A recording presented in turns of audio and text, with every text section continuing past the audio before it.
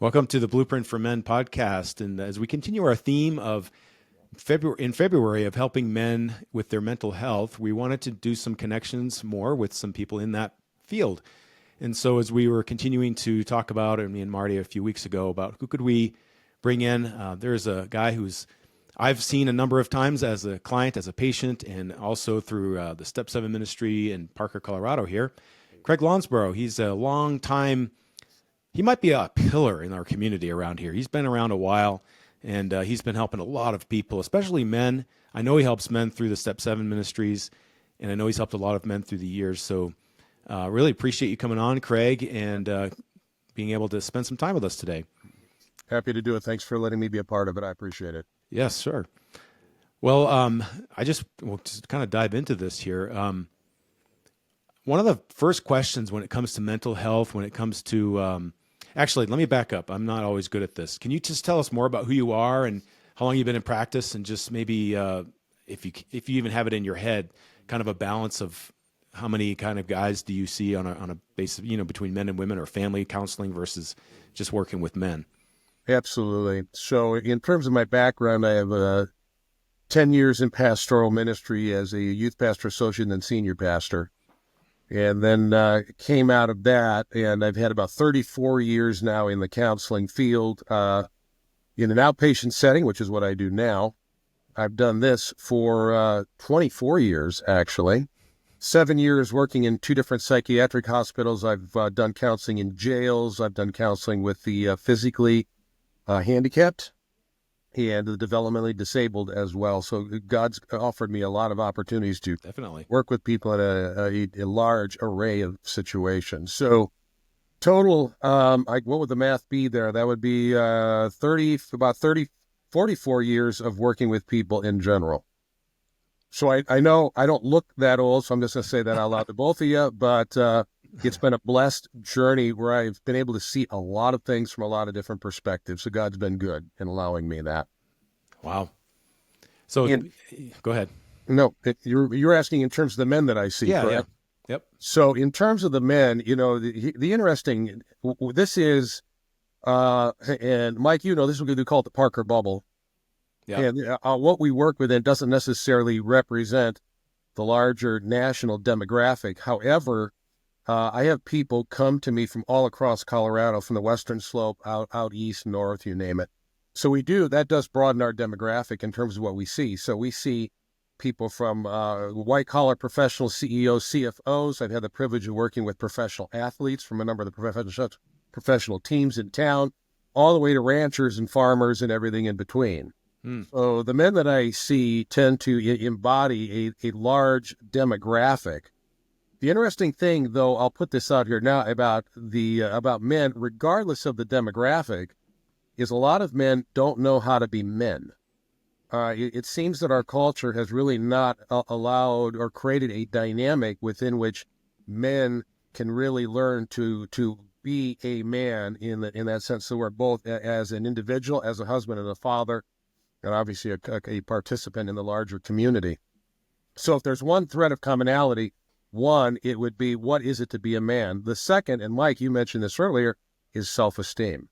A lot of men have self-esteem issues. They're not necessarily going to let you know that, but we have seen a lot of men that really, really struggle with not only what it is to be a man, but the belief and the ability that whatever that is, I can be that. A lot of men have a hard time believing that. Yeah, before we hit record, we mentioned one of your books, one of the many you've published, and that has been my most recent favorite. Is the self that I long to be. Is that right? Did I get that right? Totally. That's right. I remember the title. It's a great book, and just helping me because I needed it in the time in the season that I read it too. Okay. So, I guess one question that comes to mind is, since you've got decades of experience, and my guess would be you've spoken with and talked to thousands of guys, and you mentioned that it's harder for guys these days to learn how to be a man. Do you find that they're coming to you to find out how to do that, or do they come to you with that question that says, "I don't know how to be a man. What am I doing wrong?" Or that just comes up in the conversation that they just realize that? Yeah, that's an interesting question, actually. Most men do not come with that question, although That is the underlying issue. They just don't know it. Ah, And in the process of therapy and peeling the layers back, all of a sudden they realize, oh, this is the core issue.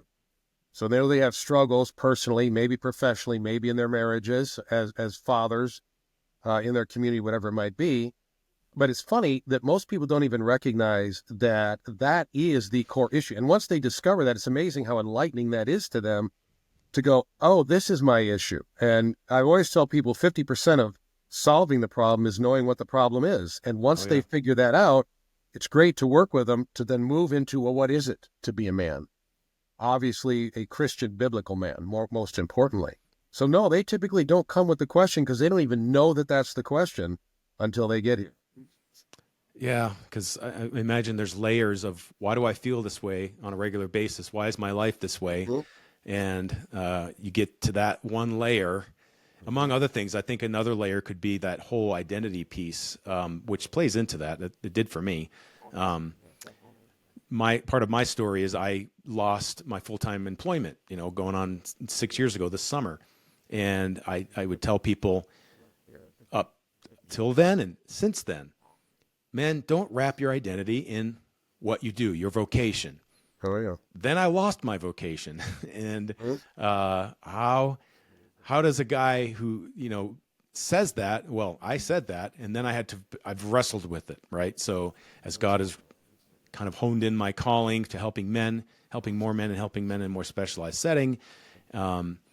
But what is it about guys' identity that you've kind of come across that are they identifying with being married all the time? And one of our previous interviews, it was not just one identity. I mean, we get our first identity from God as a beloved son of his.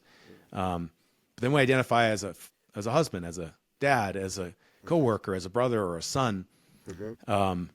When guys come to you with that kind of identity crisis, if you will, what do you tell them? Well, let's begin at the beginning. Yes, the that was a long research question. bears out that a man's identity is based on what they do. But not Right. only is their identity based on what they do, their sense of worth and value is also based on what they do. Yeah.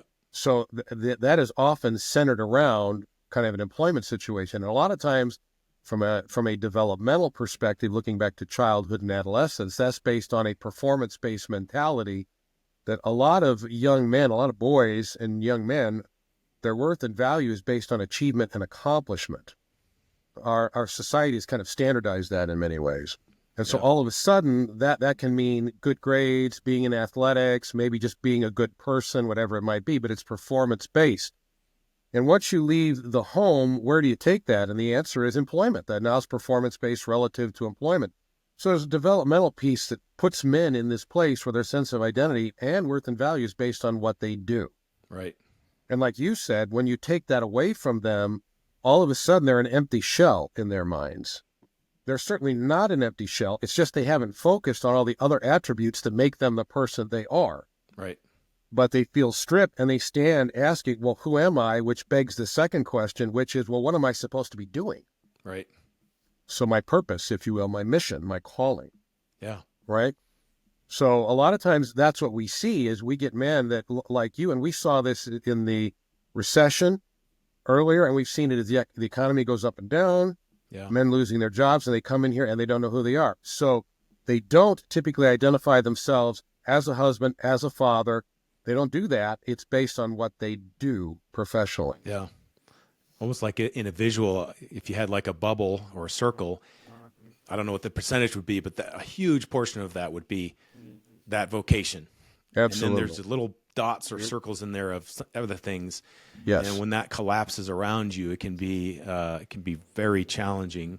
So when guys come to that realization, do you start working with them to then either help them have the more self-confidence to be able to move forward, or I imagine that's also takes a huge hit too, the self-confidence. But I'm just wondering then, and I know you've got some questions, Marty, so I'm going on here. Just one last piece is, I just wonder what do you help guys with then if they're in that place? If they're listening right now and they're in that place of, I don't feel like I have a purpose. When you get to that place, what do you encourage them to do? How does that work? Well, okay. So there's two things there, identity and purpose, right? Because Yeah. if I don't know who I am, purpose is irrelevant because I'm not going to get there. Okay. And so identity is simply this. It's not that you don't have an identity, you don't know what it is. And my analogy for people is this.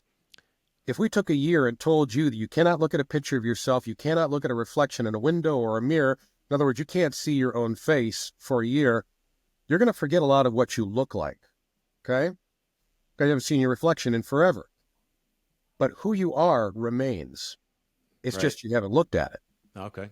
When you get the analogy. And Yeah, so yeah. when we help guys understand who they are, we're not creating anything. What we're doing is helping them understand what already exists that they don't necessarily know exists or remember exists. Mm-hmm. So it's just a reintroduction to self, if you will. Huh. And once Yeah. you do that, there's enough richness in every individual. And if you can reintroduce them to themselves and help them develop an awareness of who I already am, that does wonders in terms of who am I? Does that Yeah. make sense at all? Oh, yeah, that makes sense. And then there's the other thing that we do is in Scripture, there's the 31 I am statements. Yeah. Where this is who God says you are. And we introduce them to that too, in terms of this is who God says you are as well. And that fleshes that whole thing out, gives them an identity. Yeah. Once they have an identity, then we go to purpose, and I tie purpose with passion. Hmm.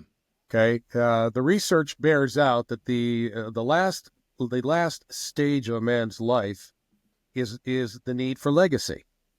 So they used to think it was more of a mentorship, like you take the skill set you've developed over the years and then pass that on.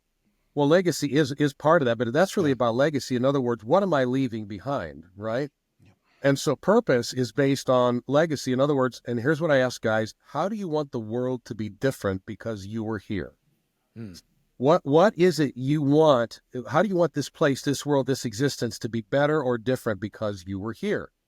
And then we talk about passion, because passion, usually that's what that means. Yep. Most men don't understand passion. What they understand is, I got to get a job to earn a living to support my family. Right. And so it's more about a paycheck and an obligation versus something that you're passionate about. So we talk about passion. Yeah. And passion, if you ask guys long enough, a lot of them will say, we don't have one. Yes, they do.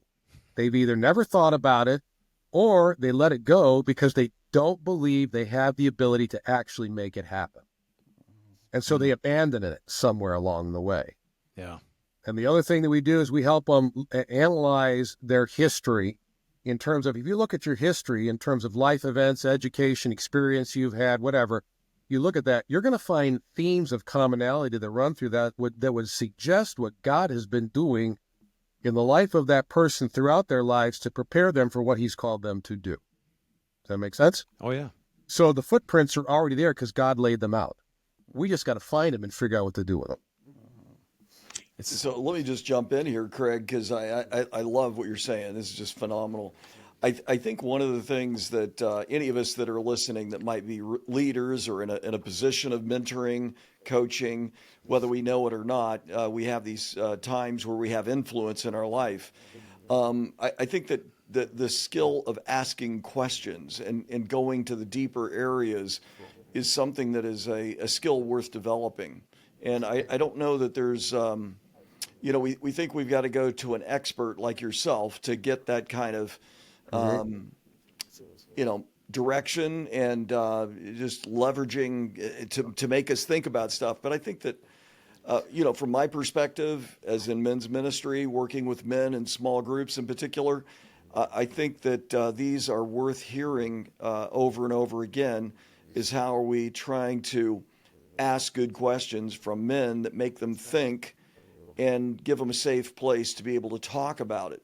Because not everybody's going to go to a therapist to get some of these directions. And I don't know, I'm just kind of talking here, but I feel so strongly about this confidence thing that's related to your self-esteem.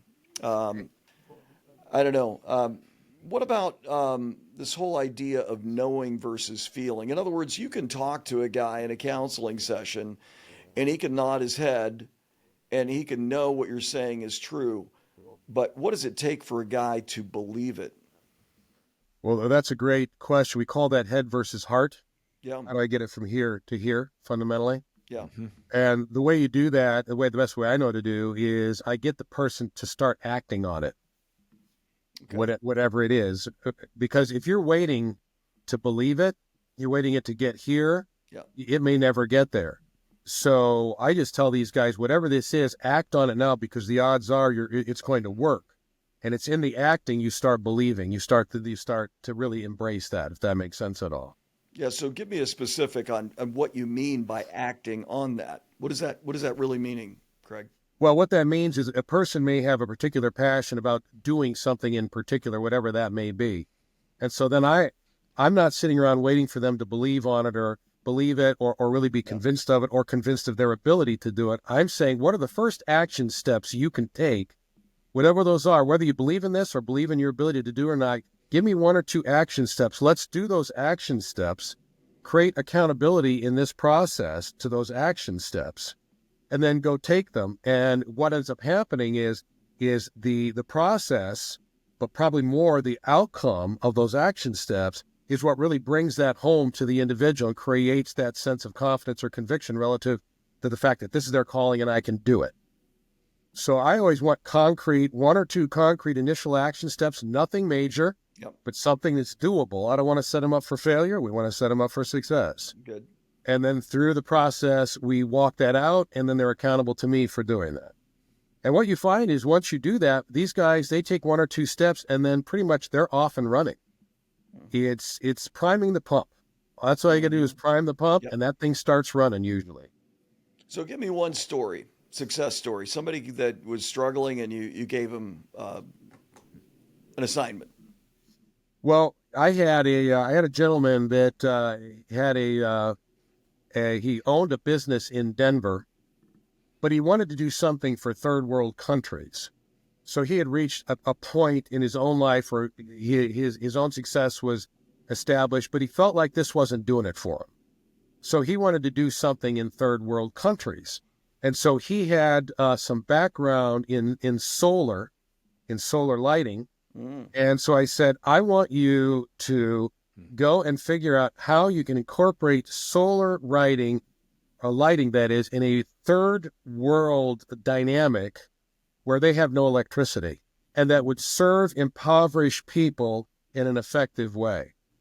And what he ended up coming up with was an 8x8 collapsible box that had a solar cell on the top and a diode underneath. And so they could flatten these things and ship them to third world countries. They would pop open, and you have your lamp, and once it's charged, it would run for 8 hours with a diode. So it was minimal expense. It worked very well in terms of getting it into third world countries and impoverished situations. They could use that. And so he came up with that in a matter of a month, and he was shipping them off to South America and Africa. And he sent off a bunch of them. And since then, he's done a whole bunch of other things, not under my tutelage, but he did it on his own. But it took that one thing, just asking him to exercise a pre-existing skill set, which set him up for success. And he ended up coming up with this ingenious idea that it has lit homes in now thousands of third world countries. Interesting. Is this something that he patented and manufactured, or was something that was on the shelf? Because I've used this kind of thing backpacking. They've got these collapsible little lanterns you put inside of your tent. You leave it outside at night while you're out doing stuff. And I don't know if it's the same thing, but it sounds familiar. Yeah, I don't know that he patented them. What he had to do, he had to make it economically feasible. But the other dynamic he had to deal with is there was criteria relative to shipping this up into other countries. So he had to figure out the criteria of the country and then design it based on that so there would not be issues. And the other issue, of course, was durability, because you're in a third world country and you're in an impoverished culture. And so durability became a big issue. I don't believe he ever incorporated them, but it's amazing what he did with just allowing him to take his pre-existing skill set and come up with something that would benefit people we wouldn't even think about. Yeah, that's awesome. I think what I'm hearing is part of what you help guys do is to find out what's inside them that they may or may not know they already have, to be able to get to that place of where they either want to go or maybe they're just open to, hey, God, what should I be doing next? I imagine a lot of guys just don't live up to their full potential. I feel like that for myself. What's the journey of a guy who's running on, say, 2 cylinders that needs to run on all 8 cylinders? How does that work? What you've been able to help guys do with that? Well, the first of all, you gotta believe you got 8 cylinders, Yeah. right? Yep. Because you're convinced you're 2 is Yeah. the problem. Yep. And so you have to be kind of the cheerleader, if you will, and say, I know you don't see 8 cylinders, but you have 8. And then you got to be the one to help them to believe that they have 8 cylinders. The second part of that, in my estimation, is guys are not really very insightful in terms of who they are and what they possess. They just assume they do what they do the way they do it because that's what they do. But then you start dissecting what they do, and you start talking about how ingenious some of that stuff is, or how long it took them to learn it, or how good they are at it. And all of a sudden, these things that already exist within them, these skills, these abilities, these talents that they're not even thinking about, all of a sudden those things start to become real and clear for these guys. And they start recognizing fundamentally, I am a complete package. I just have to understand that. I have to understand what those pieces and parts are and how do I maximize those in the utilization of my passion or my legacy, or even incorporating it in my marriage, my family, my community, whatever the case might be. But a lot of people, it's amazing that they have no, particularly men, no real concept of who they are and what they already have embedded and inherent within them and what they could do if they unleash that. Don't you think that back to the identity and your self-esteem and confidence is really the kicker on this? Because most guys they've already, from the time, excuse me, from the time they were in first grade, they probably thought they were a failure. They were the little guy. They were the stupid guy, whatever. And so for them to think about, I'm signing up for probably another painful failure is a major hurdle because they've had so much pain in a lot of areas of life. And how do you... the concrete's set up pretty hard by the time a guy's in his 40s and 50s. Oh, absolutely. And 60s, it's like, it's rare that a man changes. So I don't know what I'm saying there, except that it's a tough to change a man. I will say, because I work with men all the time of all ages, is one of the hardest assignments. What about God? In this whole idea of being called or your calling or whatever, what do you see when a guy realizes that it's God's calling on his life versus just my desire, what I see in myself? Do you see that as a factor in this whole thing? Well, yeah, absolutely, because that makes the calling bigger than you. Yes. And you have infinitely expanded that calling, if you think about it. Yeah. And so all of a sudden, it's bigger than him. It's got an infinite expansion to it. And it takes on a credibility that is monumental. Now, the issue is getting them to believe that this is God's calling on their life. Right. Because a lot of men will simply say, am I good enough for God to have a calling on my life? Or am I smart enough? Or whatever it is I'm not enough of. Am I enough as a man to be privileged to have a calling? So part of that, again, goes back to self-esteem and recognizing that you are. But that is one of the areas where it's hard to get guys to embrace the fact that this is not just something that you're passionate about or that you enjoy doing. This is something that God has designed you for, given you a life experience for, and is calling you to. And a lot of men just have a hard time grasping that. So in my mind, that is a process, not an event. They're just going to grow through that as time goes on. What about, here's something that's been on my mind lately is, do you find that guys maybe have an area or at least, so for like instance, I love men's ministry, but if I pivoted completely and did something around grief counseling, which is something I'm interested in, and I have been for a while, I don't think God would say you can't do that. Or another, I don't know what else it would be. Those are the two main things that have come into my brain the last little while, or any kind of spiritual care that's also been in my past. Yeah. Do you find that guys or people in general, I guess, or this has been my journey. I have my calling in one, it shows up only in one way. And God doesn't have any other calling for me. And if I'm not doing that calling, I'm somehow failing God. I did that when I pivoted from pastoral church ministry to chaplaincy ministry. I had to kind of expand my understanding of calling. But have you run into guys like that kind of have this narrow focus of, I can only do this because God has only one path? I have guys that do that, and not only because in their mind God only has one path, but guys will also do that because their feeling is I only have one skill set. Oh, yeah. And so they feel that they're locked into this very tight space, which makes opportunities limited. And so you do get that, and you have to help guys understand that God's vision for you is bigger than your vision for yourself.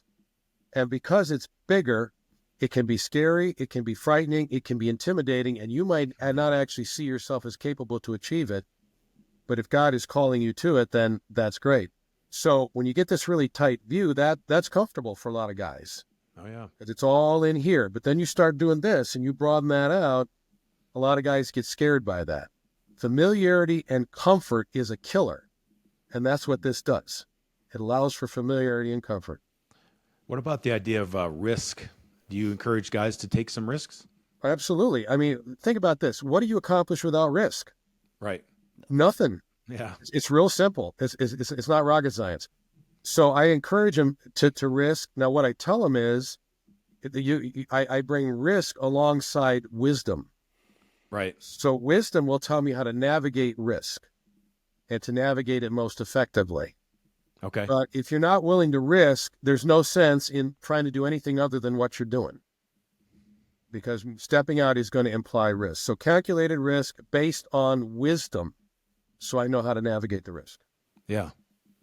Another word that comes to mind is experimenting as well. I know you can only do so much, but risk and experimentation and, seeing where this could work. And I guess I'm thinking of the guy who's like, well, I don't want to go all the way down that path, or another analogy is I don't want to climb that ladder if it's on the wrong building, but there's a sense of, I don't know, why not try to experiment with it? If it's not over the top risky, you're not going to lose your entire financial security, if you will.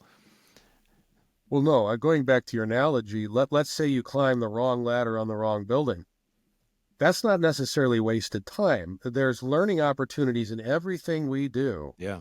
And I tell a lot of guys, you know what? You may have to climb, using your analogy, you may have to climb a number of wrong ladders on wrong buildings to be prepared to climb the right one on the right building. And people don't think you're about on that. it. Yeah. Yeah. Mm-hmm. That's God true. Yeah. God doesn't waste these situations. That's what's so beautiful about how He works in our lives, and I think that most guys that engage in that struggle, they see these stories and these experiences pop into their new quest, you might say, new direction. Guy that I'm in ministry fellowship with, he was in the military, and then he was a contractor in the business, and then he's been a pastor, and now he's working in men's ministry full time. Well, it all converges in men's ministry, especially with challenging men and leadership and working with men, and it's just cool to see. I want to go a little bit of a different direction, because I know that a lot of what we're talking about is adult men that are further down the pike, but you, I'm sure, work with families and kids at times, or have for sure from what you were saying. If you were talking to dads, because to me they're the agent of potential change in the next generation, what are some tips that you would give dads to say, hey, look, you are the one that has the greatest opportunity, one of the greatest opportunities to instill this self-worth and this connection with God and everything.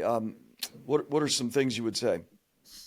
Well, one of the very first things I say is that, a couple different things. First would be this, is you raise up your child based on who your child is, not on who you are.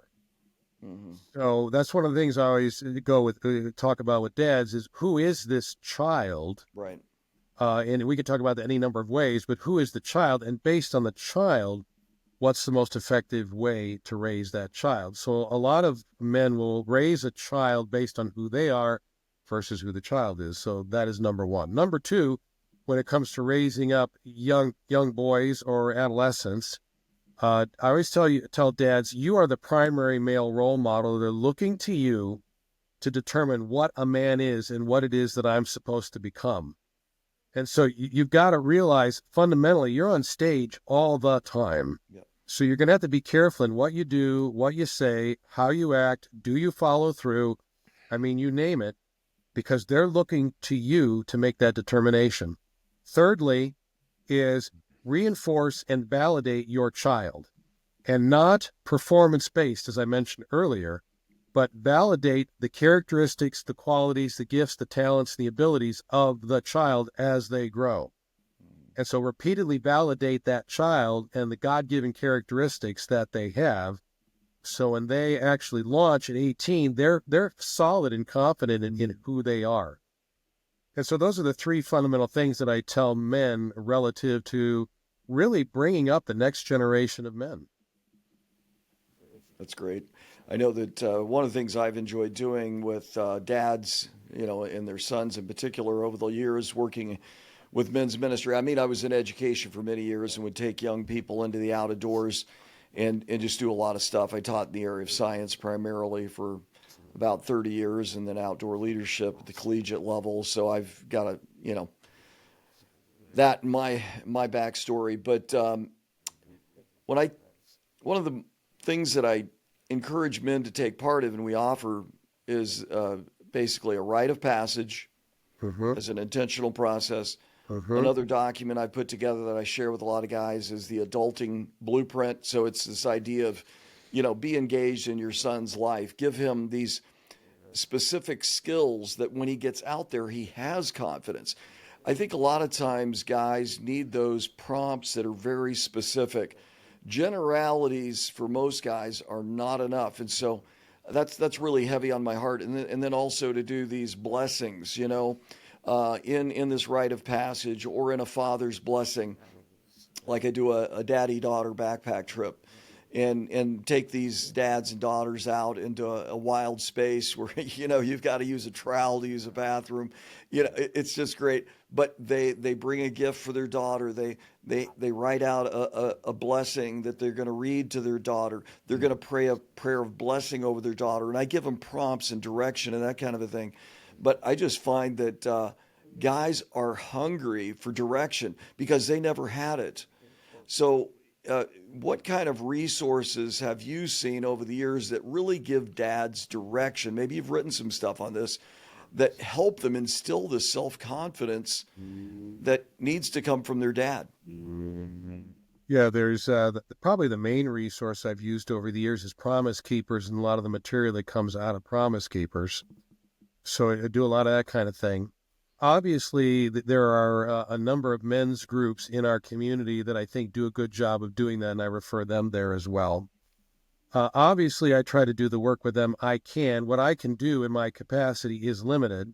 Right. So obviously, I have to introduce them to those other resources.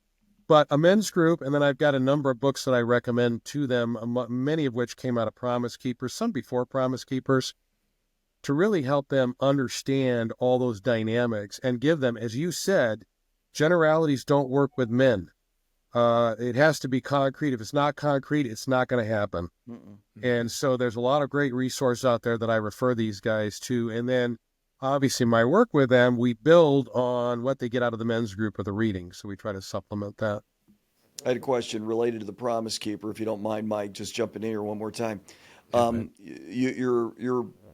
I saw in your bio or whatever, you actually originally from Ohio, but is that right? Yep. And then, of course, if you're a Buckeye fan right now, it's probably a good thing. But anyway. Great thing. I was born in Lincoln, Nebraska. It's been a long drought. But anyway, but the whole idea is that Promise Keepers really started out of in the Denver, Boulder area. Isn't that right? And so were you involved in that first wave of all this stuff? No, I was not. McCartney had it going before I actually showed up. Okay. I participated in a number of Promise Keepers things early on in that, not in a leadership capacity. Sure. But yeah, so I've had a connection with them one way or the other for quite some time. One more question about the Colorado, because I love Colorado as a state and everything. Some of my earliest outdoor memories that were really a majestic setting was out in the San Juan, southwestern Colorado. Age of 14, climbing my first 14er in a 2-week long backpack trip. It was life changing, you know. And but what about again, back to dads and young men in particular, getting them out into these places where we see this tension. It's man against man. Man against nature, man against himself, you might say. And all of these contexts, you have to be intentional in attacking.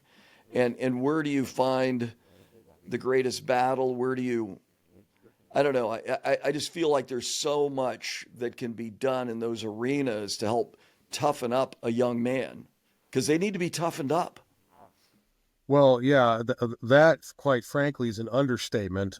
This generation of young men, and as a sideline, I get a lot of young men here who know they need to be toughened up and are desirous of doing so. We're watching teens, and I'm seeing some people in their 20s in particular that really are desirous of being more than what the culture has molded them into. So I see a lot of promising things in that regard. But in terms of, yes, getting out there and doing some things that really challenge them, grow them, stretch them, but also opportunities that allow for the bonding of the father and the son by virtue of the engagement in the activity. So Colorado, Michael, as you know, presents us with all kinds of opportunities to do that. A lot of times I'll have them suggest they go out and do volunteer work, feed the homeless. There's a lot of different things that they can do that's really helpful in terms of giving them a challenging opportunity that may be more short-term in nature, but creates that bonding and that growing and that stretching as well. So we do that. And then finally, one of the things I recommend that they do that is, I always tell dads, get in your son's world. Yeah. So the son may have something that they enjoy doing, and go into his world and do that with him and allow that engagement in your son's world, which is probably not your world, but it is your son's. And a lot of bonding can happen in that context. Yeah, my son's world right now is golf and F1 racing. So I'm not as interested. He does a lot of the F1 stuff. But I will say, you're right about the Colorado. When I first started climbing 14ers, I took Brandon on all of them. So he and I have done the exact same ones the same amount of times. I had to do some repeats. But 26 of them we've done together. As he was 13, for the next 5 or 6 summers, we just got a bunch knocked out. And the most recent was a few years ago when I took our daughter went with us too, and we went on this big trip down to the south part of the state in the San Juan Mountains and did 3 summits in 2 days and lost a serpentine belt on my Forerunner. It was a fun, epic little trip. Yeah. But that was he's told me that he lives in Florida now, and so people down there have no concept of climbing a mountain. And he's told me more than once, he says, Dad, I'm actually proud of when I can tell people that we've done 26 14ers together. And to me, we can't talk a lot when you're at 13,000 feet. I can't. But it's like just being together and just having the context, as you said. It doesn't, and I know you know this too, Marty, but it doesn't have to be focused on doing something. It's focused on being together to be able to allow for the safety of a conversation, to talk. I can't say we solved all of things going on with Brandon, when we're out there hiking, but we definitely had time to talk and, sit in a tent, sit next to a campfire and just enjoy being out there together. And I just love to be able to say I did all of my 26 with my son, and we had sort of this pact that I wouldn't do any new ones and he wouldn't do any new ones without each other. But I don't know. He's in Florida now. If I do something this summer, he told me, if you do anything, Dad, you can't be by yourself. So I have to bring somebody with me to do my new ones now. One thing I wanted to ask you, because I know that guys that are listening to this probably have been through some of this as well, because I do know guys that I interact with, especially here in the ministry with Blueprint for Men, they have a past of trauma. And what have been some barriers and I suppose even breakthroughs that you've helped guys kind of get past their traumas? I know we're not in a counseling session per se here, but what have been some helps and tools that have you've helped guys with to get through or past or at least kind of live with that trauma from their past? Yeah, so the whole psychology of trauma fundamentally is that you can have an event happen in current time, and your brain is telling you you're just as much at risk right now as you were when the original event transpired. That's Oh, wow. like trauma 101. Yep. Okay. And so they'll experience an event today that might mirror something they went through in the past, and the brain is saying, oh, you're just as much at risk right now as you were when that event transpired. So you got to separate those, right? Mm. And it's a very primitive self-protective function of the brain fundamentally. So the basic way to deal with trauma, there's all kinds of different traumas. When it comes to men, by the way, the trauma that we probably deal with the most, frankly, is alcoholic or abusive dads, military, and then first responders, particularly police, but fire and paramedics as well. So we get a lot of trauma, and trauma fundamentally is you want to engage the situation, the situation that triggers you. You want to engage the situation that provides a triggering, and engage that situation and not get the feared outcome. So an example was, I had a gentleman in here who lives in Centennial. Mike, you know where that's at. Yep. And he had 2 tours of duty in Iraq, particularly in Baghdad. And he was a machine gunner on a Humvee convoy. And he would come back to Denver and he could not drive under bridges. Wow. Every time he came to a bridge, he got this huge anxiety attack and had to find a way around the bridge. And the reason was, in Baghdad, the snipers were on the bridges. And so he had a couple of his buddies shot. He saw a bunch of civilians shot from that. Wow. And so to get, this is how you do it. I forced him to drive under one bridge a day. And what I wanted him to do is force himself to drive under the bridge and not get the feared outcome of driving under the bridge, or what's called exposure therapy. Yep. And then when he did that once, you have him do it twice. And then after he's done that for a while, you have him do it 3 times until obviously the brain creates the disconnect. And when it comes to trauma, typically the disconnect never totally goes away. That's stuff we often carry the rest of our lives. So he's still, now this is a guy that today can drive under a bridge, no problem. He will tell you that I feel a twinge, but I don't feel the panic that I felt before. Well, that's how you fundamentally deal with trauma. So you take that template and then you apply it to things that the individual faces that trigger things that he experienced growing up, whatever that childhood trauma might be. Yeah. And so a lot of these guys, that's what we do. But the interesting thing, maybe one of the most interesting, is they don't even recognize it as trauma. A lot of these guys, all they know is they get nervous, they get anxious, they get uptight around whatever it happens to be, but they have no idea that this is triggering historical events long past. Because most guys will go, well, logically and rationally, that doesn't make sense. Well, that was 20, 30, 40 years ago. Yeah. Yes, it was, but no, it's not. The brain doesn't always tell the difference. Yeah. Yep. Well, one thing, my wife and I, we've done some premarital coaching, preparing for marriage and all that. And, one thing I've learned is that to tell the wife and, the 2 of them, who you see right here, there's a little boy inside of this man. There's a little girl inside of this woman. And when you see something irrational happen, it could be that you've poked a wound on that little child and there's an irrational response. So don't try to understand what you're saying. It's a whole history, that we embody. Yeah, totally true. What you're referring to is what's called the inner child in this field. Yeah. And you've got that within you. And walking that out another step, we have to let that inner child know that they're safe from whatever the events were that they went through. And in a marriage, the husband can help the wife's inner child feel safe, and vice versa.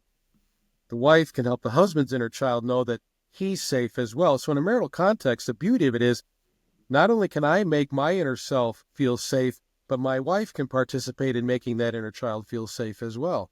So the opportunities for healing in a marital context relative to the trauma of the inner child is huge. Mm. That's beautiful. I think that's God ordained, but I think just to piggyback off that, I don't think there's very many guys that know how to do that. Well, no, there are not many guys that know how to do that. When it comes to that kind of thing, guys don't know how to do a lot of that stuff. Exactly. But here's the thing with guys. If you can tell a guy that if you do this, you'll get this outcome, like the inner child, you can help the inner child heal in this area. Right. Most guys, in my experience, if they know that they'll get the outcome, they'll do whatever you ask them to do.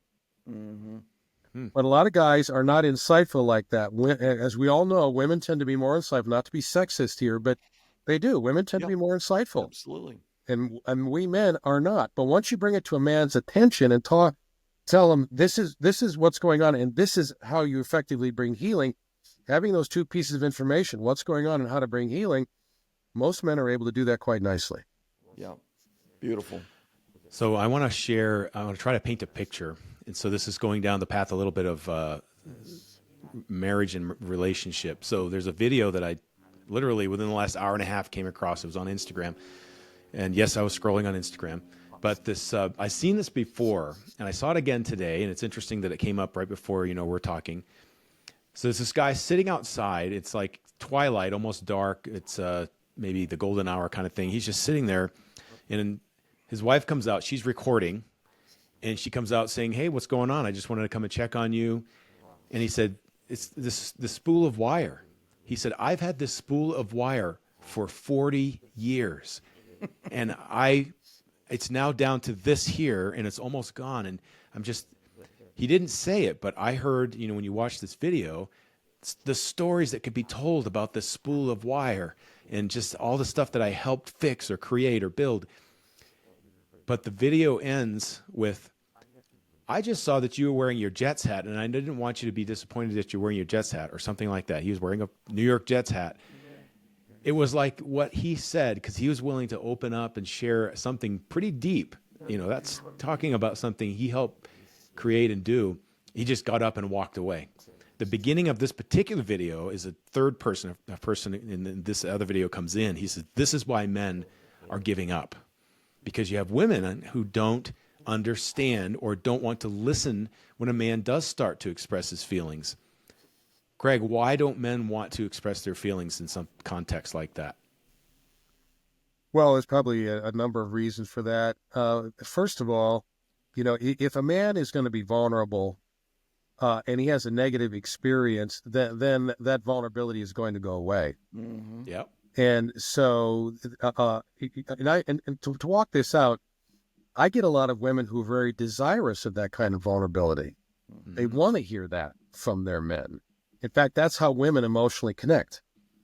So that emotional connectivity is by opening up and sharing that kind of thing.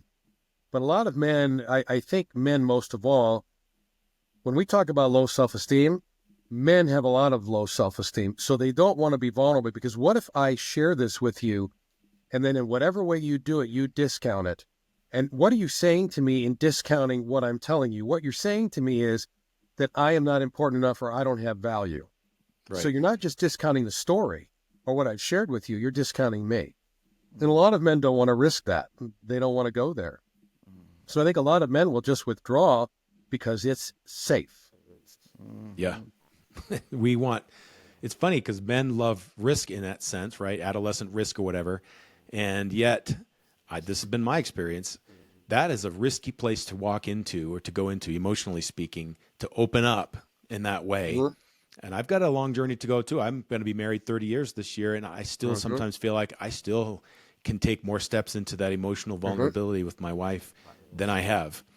But it's that safety piece, because we were a few minutes ago talking about risk, and imagine how risky that feels for a guy to sit with his wife, maybe in a setting with you or just in their living room. I did not feel heard.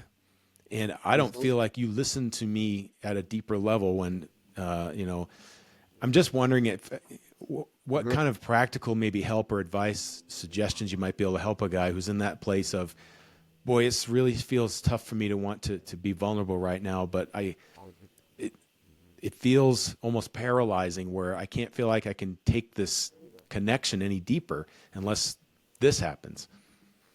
Well, yeah. So let me go back to this. Is the man is supposed to be the leader, supposed to be the head of the household. Mm-hmm. And my response is, look, sharing yourself and your deep stuff, I understand the risk that's inherent in that, but you're a leader. Do it anyway. Put it out there because women connect that way. Okay, that's what you do. And so for a lot of men, I just tell them that we can sit here and talk about the vulnerability thing, which I appreciate and respect, and we can talk about the risk, which is real. I understand that. But at the same point, at what point do we as men just say, I have to put the risk aside, particularly in my marriage or important relationships, I have to put the risk aside to me and go do this anyway, because that's what I'm called to do. That's how men lead. Does that make sense? Yeah. And so sometimes I think men are too cautious or they're doing this cost-benefit analysis thing. And my response is maybe you should just lead and go do it and put it out there. And then if it doesn't go well, suck it up, deal with it, process what that did to you, whatever that might be, understand that, and then, go forward and whatever going forward means for them at that point. But don't give up. No, you don't give up. So look, they put it out there and it goes sideways on them and they're hurt. What are you going to do? Are you just going to back up and say, that's it, I'm done? Or do you learn from that encounter? Because there's always something to learn from every encounter. And how do I adjust what I did, go do it again, but do it again differently in order to maybe have a different outcome or try to maximize this encounter this time? But don't stop. Right. What would you define as an emotionally mature man? How would you define that? Man, that's a what a question. Yeah, Hey, he's the expert thanks, here. Mike. I appreciate that. Well, I'm going to give that to you. And my favorite example of that is Abraham Lincoln. His biographer called Lincoln velvet and steel. Yeah. So he could be steel, he could be hard, he could fire. He fired more generals than any other president in American history. He led this nation through its greatest time of crisis, steel. But he was also velvet. He would wrestle with his boys on the floor of the Oval Office. He had deep depression. Reporters would walk in and find him on the floor with his fingernails in the carpet, just grieving what was going on. So in my mind, and that's a very simplistic example, and I understand it, but embodying velvet on one hand and steel on the other, and then knowing at what times which is appropriate. Mm-hmm. And really, this is where I feel like it all comes full circle to connection with God, is that he promises that if we spend time with him on a daily basis in prayer, in study, in meditation, that he's going to fill us with his Holy Spirit and we're going to have the fruit of the Spirit. We're going to be sweeter, this love, joy, peace, patience, kindness, goodness, self-control. That's pretty attractive. I would say that would be, to me, a little bit of what you're talking about. Mm-hmm. Yeah, and if you think about those qualities, the fruit of the Spirit, and you think about those qualities fleshed out in the context of just one individual, what kind of person do we have there? We have a pretty amazing person, if you think about it. Maybe Jesus. Maybe Jesus, and maybe possibly absolutely Jesus. Yeah. Yeah, but we'll never be that, but we can grow in that direction. Absolutely. Yes. Here's something, this is kind of funny, Craig. I tell guys regularly when I'm counseling with somebody, when I say counseling, understand it's just giving some guidance. I'm not a therapist. But to ask their wife, rate my fruit. Yeah. How, on a scale of 1 to 10, how is my love to you? Mm-hmm. On a scale of 1 to 10, how am I a joyful person? Mm-hmm. Am I peaceful? Am I patient? On a scale of 1 to 10, I want it to be better fruit. And I'm going to be asking you as a wife periodically, how am I doing in these areas that I'm green persimmons, Mm-hmm. Absolutely. But I think guys need to, that's a courageous move to do. Vulnerable. But man, I think that most women would just go, wow, what about me? Yeah. She might be going, maybe I think those kind of reflective questions are so critical. Well, they are, and fundamentally because men don't ask them. Right. That's why you give them prompts. Well, that's why you got to give them prompts. You give them Yeah. directives, and the reflection you're giving them is from their spouse. Then one of the people should know them the best. Exactly. Oh yeah. And And he, you know, some of the guys will argue, "Oh, I'm not," you know what I mean? And it's like, hey, you're self-deceived, you know? absolutely. Well, the pattern I've learned through my years is self-awareness becomes such a great tool. And like my son, Yes. when I was his age, he's 24, about to be 25. I've not had, I can't think, he's lost 4 people close to him in his young life since he was something like 17, 18. I did not have that kind of experience. And so that lends itself to, I see a maturity in him that I probably didn't have at that age because he's been through something like that. And he himself has been through therapy as well, just to be able to cope with stuff. Right. And so I'm thankful he's learning self-awareness. And I wish more guys would learn that early on. Unfortunately, I've found that self-awareness happens through just bad events. I didn't know I was like that. Therefore, this person's not in my life anymore. I burned that bridge, you know, that deal went south, whatever it is. And so hopefully guys, you know, learn enough and become self-aware enough. I know that's part of the role of counseling as well. And I know, and we can't force counseling on people, but it's like, that's what I hope people can get out of this episode here talking to Craig, is just, what about that self-awareness? How can we learn more about ourselves? And a guy like Craig can really help you focus. My experience with you, Craig, is you're very straightforward, and I appreciate that about you. When your counseling sessions, your therapy sessions are very straightforward in terms of, if I needed to ask you a question, you'd give me a straight up answer. And I think guys appreciate that very much. One last category real quick. We're getting close to the end of our time. I just wanted to touch on guys who might have, if they're listening to this, and I know Christian men have this idea that the world might be better without me. What would you tell a guy who might be having some of those thoughts? They're not like doing the ideation, suicide, I'm going to make a plan kind of thing, but they've just had that passing thought. What would you tell them? Well, you know, statistically, everybody feels that at least 3 times in their life, statistically. Wow. Crazy, right? But people feel that. And so when people feel like, you know, life would be better without me, then you got to start asking larger questions, because the one is, well, what would make you ask that question to begin with? Yeah. Because obviously to assume that life would be better without you is automatically a skewed question. And so how did you get there? And kind of what was it that caused you to ask that question to begin with? Because the nature of the question begs, for me anyway, to know where the source of that, what that might be. Right. Number 2, I mean, and this is frankly, this is the classic statement, is simply, you're one of a kind, and whatever it is that God's calling you to do, because he called you to do it, only you can do it the way you can do it.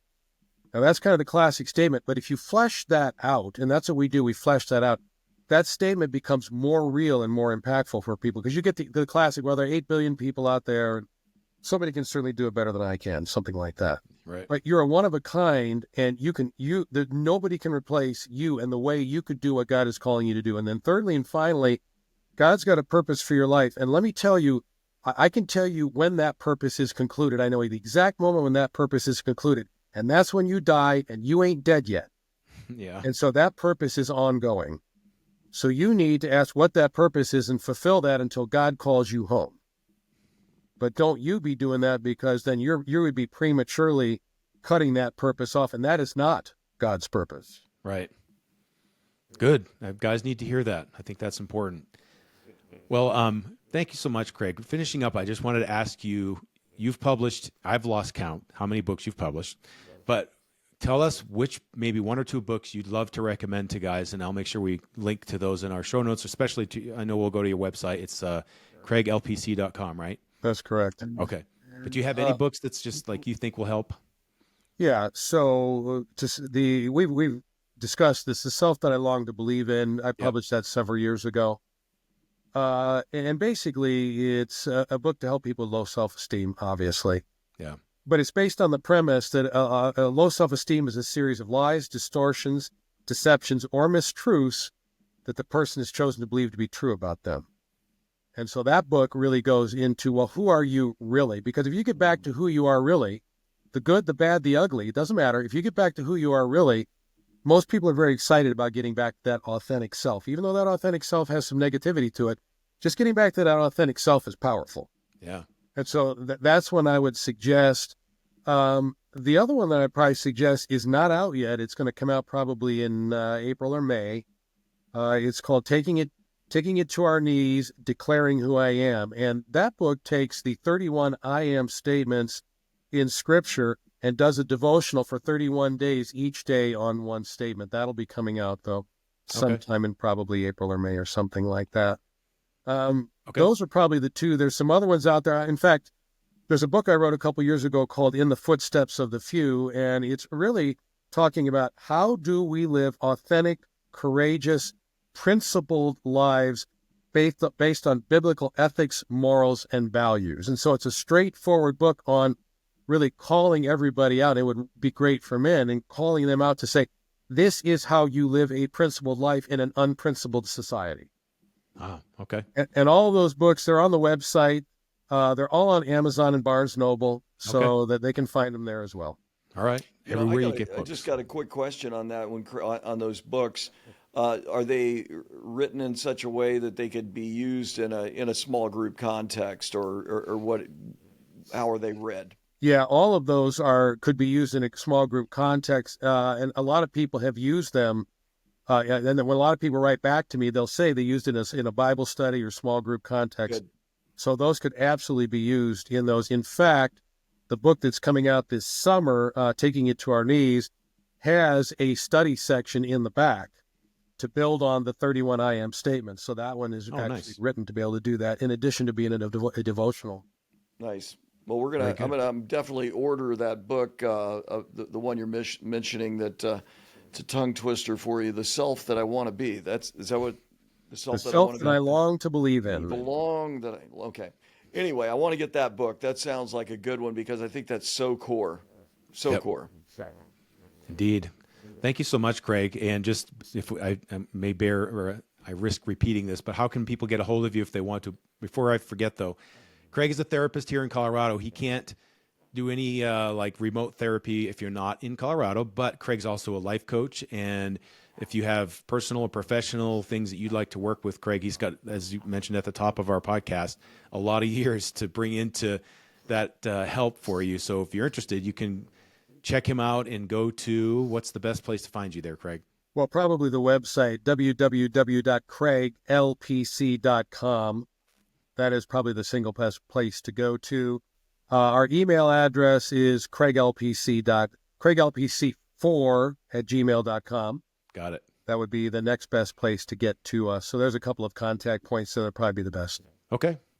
Well, thank you so much, Craig. I'm sure this is going to help a number of guys as we have our focus here on mental health, because that's so important. I'm glad more people are talking about it. Amen. And I want to be able to bring more of this out to the world. So thank you, everybody. If you've liked our podcast, please make sure you rate this and review it and share it with other people.